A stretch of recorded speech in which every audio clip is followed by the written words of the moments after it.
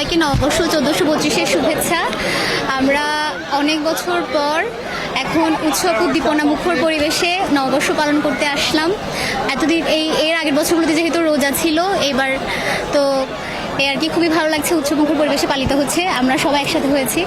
গতকাল চিটাঙে কিছু বিশৃঙ্খলার কারণে সেজন্য হয়তো এখনো পর্যন্ত মানুষ এখনো কম বের হয়েছে, এখনো সাবধানতা অবলম্বন করে সবাই বাসায় থাকছে, কিংবা বাইরে বের হওয়া আসলেই কি উচিত হবে কিনা সেটা অনেকে চিন্তা করছে। কিন্তু এখন যা দেখছে, এখন মানুষ সাহস করে বের হচ্ছে, আস্তে আস্তে উৎসবের সাথে যুক্ত হচ্ছে নিজেরা। আর সবার আগের মতোই পরিবেশ আশা করি ফিরে আসবে, এবং আমরা এভাবে করে প্রতি বছর একইভাবে উৎসাহ উদ্দীপনার মধ্য দিয়ে নববর্ষ প্রতি বছর পালন করতে পারবো, এটাই আশা করছি। আমি ফ্যামিলি নিয়ে আসি, এটা বাঙালির প্রাণের উৎসব।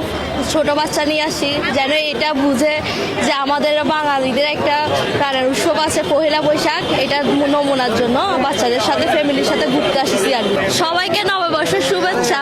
আর নতুন বছরের সাথে সাথে কিন্তু আমাদের চৈত্র সংক্রান্তির অনুষ্ঠানটাও হয়েছে। সকালবেলা যেভাবে হলুদ স্নান দিয়ে শুরু হয়, ওভাবে মোটামুটি ওভাবে হয়েছে সকালটা। তারপর হচ্ছে কি যে সাজগোজ, মিষ্টি খাওয়া, তারপর হচ্ছে নতুন খইমুড়ি খাওয়া, ওইটা দিয়েই শুরু হয়েছে। আমরা আজকে এখানে বন্ধুরা মিলে আসছি ঘুরতে সিআরবিতে শিরিষতলায়। আমার কাছে অনেক ভালো লাগলো। আমরা সবকিছু মিলায়, যেহেতু সবাই নববর্ষের মধ্যে এরকম একটা মুহূর্ত, সবাই মিলে এরকম একটা বাঙালির একটা উৎসব, যে উৎসবটাকে ঘিরে বাঙালি সারা বছর অপেক্ষা করে।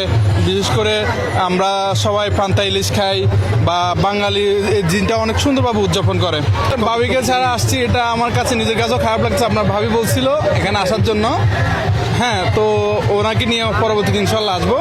সবাইকে শুভ নববর্ষ।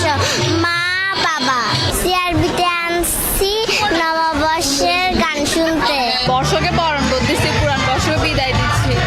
তো এই বছর যাতে নতুন সম্প্রীতি, তারপর ভেদাভেদ যাতে ভুলে যায়, সবাই সবাই সব কিছু সমান দাবি করি, এটাই আহ্বান জানাচ্ছি, যাতে ভালো কিছু আছে সবার জন্য। এখানে এসে তো আমাদের অনেক ভালো লাগছে, সবাই ঘোরাফেরা করছে, একসাথে সবাই মিলেমিশে ঘুরতে আসছে।